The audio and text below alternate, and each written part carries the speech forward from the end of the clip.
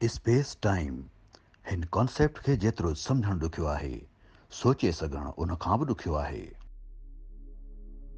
जांच कंदड़नि यूनिवर्स खे लाइट जे अलॻि अलॻि वेवलेंथ्स में ॾिठो।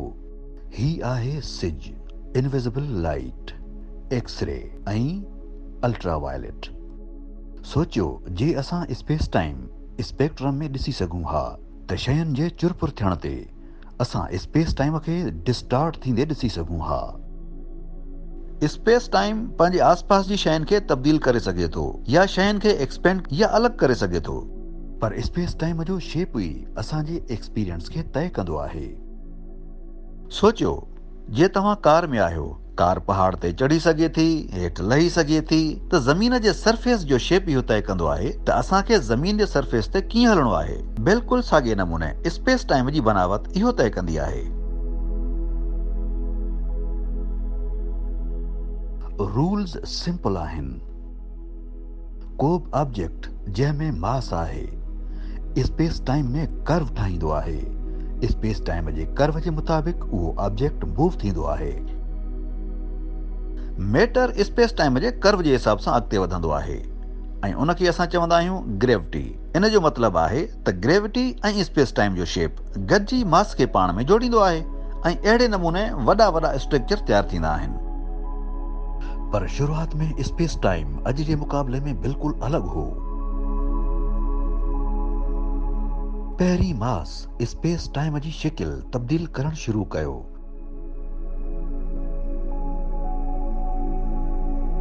असांजी काइनात तक़रीबन 14 अरब साल पहिरीं बिग बैंग में तयारु थी।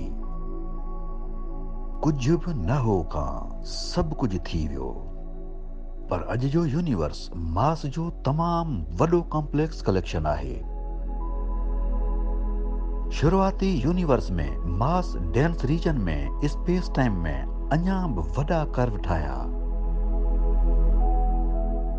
ऐं जीअं जीअं मास वॾो थींदो वियो, इन कर्व में ॿियूं शयूं बि ईंदियूं वयूं। उहो अञा वधीक गहरो थींदो वियो ऐं इहो सिलसिलो जारी रहियो।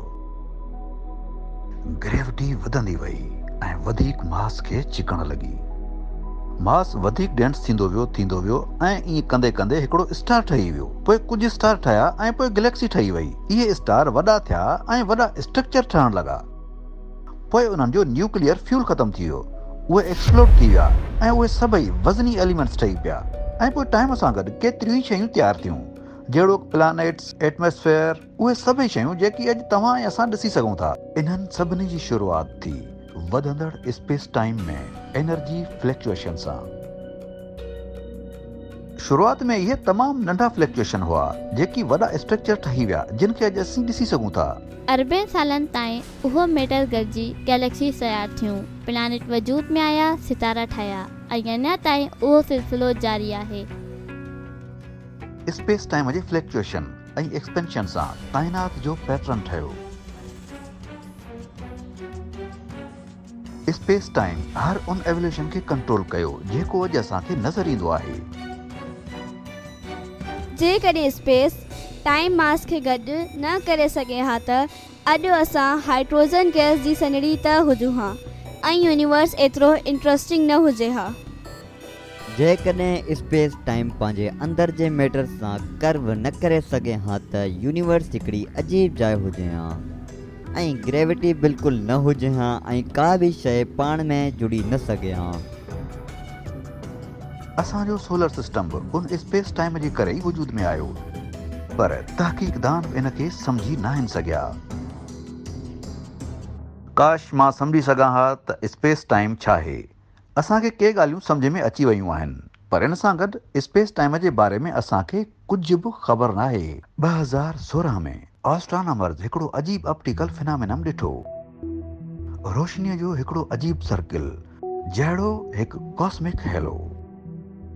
जेकॾहिं तव्हां जूं अखियूं टेलीस्कोप जेतिरियूं सेंसिटिव हुजनि हा त तव्हांखे बि इहो ई नज़र अचे हा। इहो सच में आहे। इहो को अहिड़ो न आहे जंहिंखे हथ सां ठाहियो वियो हुजे। इहो कुझु अहिड़ो आहे जो स्पेस ऐं टाइम खे बैंड करे हिकिड़ो लेंस तयारु करे रहियो आहे। हू आहे हिकु रेड गैलेक्सी जेका ज़मीन खां अटकल 7 अरब नूरी साल परे आहे। हू हिकु ब्लू गैलेक्सी सां लाइट खे बैंड करे रही आहे जेका उन जे पुठियां लिकियल आहे। इन खे ग्रेविटेशनल लेंसिंग चइबो आहे। अॻी गैलेक्सी जो मास स्पेस टाइम में कर्व ठाहींदो आहे जंहिंखे असां ग्रेविटी चवंदा आहियूं। लाइट इन कर्व खे फॉलो कंदी आहे ऐं ग्रेविटी जे आसपास बैंड थी वेंदी आहे। ही बैंड ऑब्जेक्ट जे मास ते डिपेंड कंदो आहे।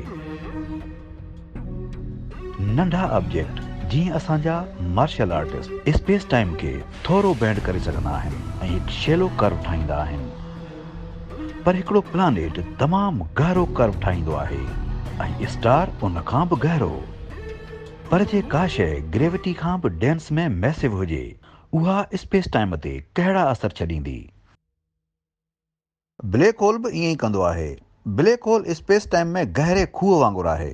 उहो स्पेस ऐं टाइम में कर्व वांगुरु नाहे हूंदो, हू बसि हिकिड़े खूह वांगुरु हूंदो आहे ऐं ब्लैक होल में जेका बि शइ वई उहा कॾहिं बि ॿाहिरि नथी निकिरी सघे।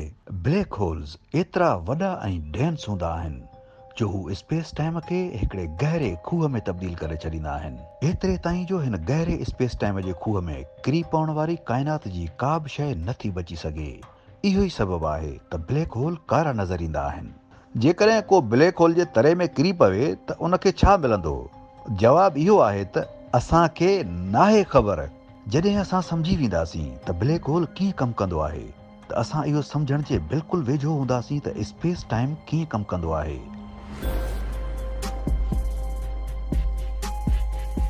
ग्रेविटेशनल लेंसिंग असांखे काइनात में स्पेस टाइम खे सम्झण जो हिकिड़ो रस्तो ॾेखारींदो आहे, पर उहो स्पेस टाइम जो इनडायरेक्ट ऑब्जर्वेशन आहे। काइनात में हर शइ ॾिसी नथो सघिजे, कॾहिं कॾहिं इनखे ॿुधणो बि पवंदो आहे। तव्हांखे एतवार अचे या न अचे, पर स्पेस टाइम हिकु मटीरियल आहे, हिन लोही चादर वांगुरु, ऐं हिन लोह वांगुरु काइनात डिस्टार्ट थी सघे थी। जेकॾहिं मां हिन लोही शीट ते का वज़नी शइ रखी छॾियां त हिन जी शिकिल तब्दील थी वेंदी, ही डिस्टार्ट थी वेंदी। काइनात वेव्स कैरी करे सघे थो ऐं ही शीट बि, पर हिन शीट खे लहरदार बणाइण लाइ घुर्जे हिकु ताक़तवर शइ, जीअं ही हथोड़ो।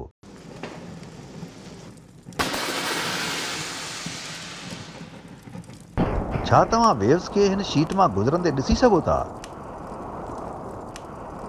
वेव्स बिल्कुलु अहिड़ी तरह काइनात में हलंदियूं आहिनि ऐं असां हिन खे चवंदा आहियूं gravitational waves. Gravitational waves cosmic events जा वाइब्रेशन आहिनि जेकी स्पेस टाइम जे मटीरियल जे ज़रिए ट्रांसमिट थींदा आहिनि। जॾहिं ॿ ब्लैक होल्स पाण में टकराइबा आहिनि त उन मां निकितल एनर्जी पूरी काइनात में स्पेस टाइम जे ज़रिए शॉक वेव मोकिलींदी आहे। जेसीं ताईं उहे वेव्स ज़मीन ते पहुचंदियूं आहिनि तेसीं ताईं उहे वेव्स एतिरियूं नंढियूं थी वेंदियूं आहिनि जो उन्हनि खे मेजर बि नथो करे सघिजे। पर 2015 में लाइगो ऑब्ज़र्वेटरी जे तहक़ीक़दाननि हिकु तमामु वॾी खोज कई। उन्हनि स्पेस टाइम में हिकिड़ी हलचल डिटेक्ट कई, ग्रेविटेशनल वेव्स। अफ़वाहूं हलंदियूं रहियूं, पर कुझु ई अरसे में इहो साबित थी वियो त इहो ज़मीन ते मैन मेड इंस्ट्रूमेंट जे करे ग्रेविटेशनल वेव्स जो पहिरियों डायरेक्ट डिटेक्शन हो।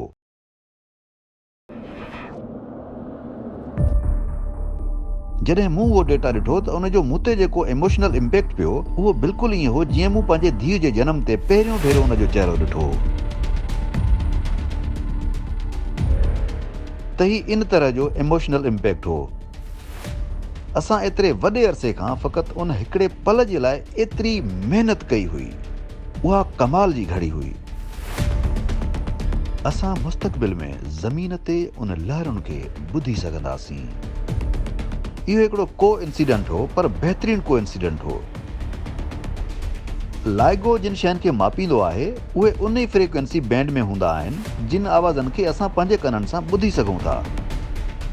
जीअं ॿ ब्लैक होल्स हिक ॿिए जे वेझो ईंदा आहिनि ऐं टकराइबा आहिनि, असां लहरुनि जे तब्दील थींदड़ फ्रीक्वेंसी खे ॿुधी सघूं था। इन फ्रीक्वेंसी जो साउंड कुझु हीअं हूंदो आहे। इहो आवाज़ जेको असां ॿुधो उन ॿिनि ब्लैक होल्स जो हो जेकी हिक ॿिए जो चकर लॻाए रहिया हुआ। बसि एतिरो ई हो।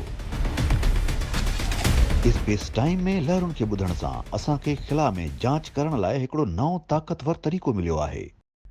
असां पहिरियों भेरो इहो आवाज़ ॿुधी रहिया आहियूं ऐं हाणे असां इहो सिखी रहिया आहियूं त उते आहे छा।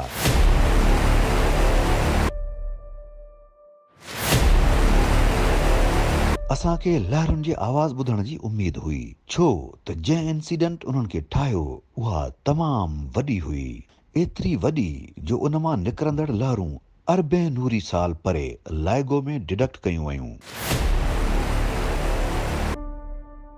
पर नंढियूं लहरूं हर वक़्तु ख़िला में मूव कंदियूं आहिनि। स्पेस टाइम में नंढियुनि लहरुनि जो पतो लॻाइणु मुश्किल हूंदो आहे,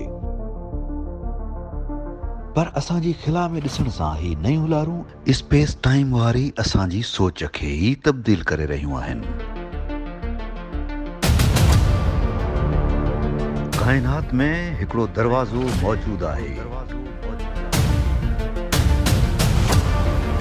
ऐं हुन जे पार आहे उहो सच जंहिंखां असां अणॼाण आहियूं। उनखे सम्झण लाइ असांखे हर उन ॻाल्हि ते सवाल उथारणा पवंदा जेको असां ॼाणियूं था।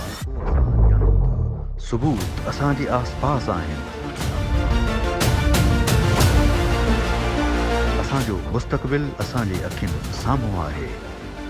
असां अकेला न आहियूं, असां कॾहिं अकेला रहिया ई न आहियूं।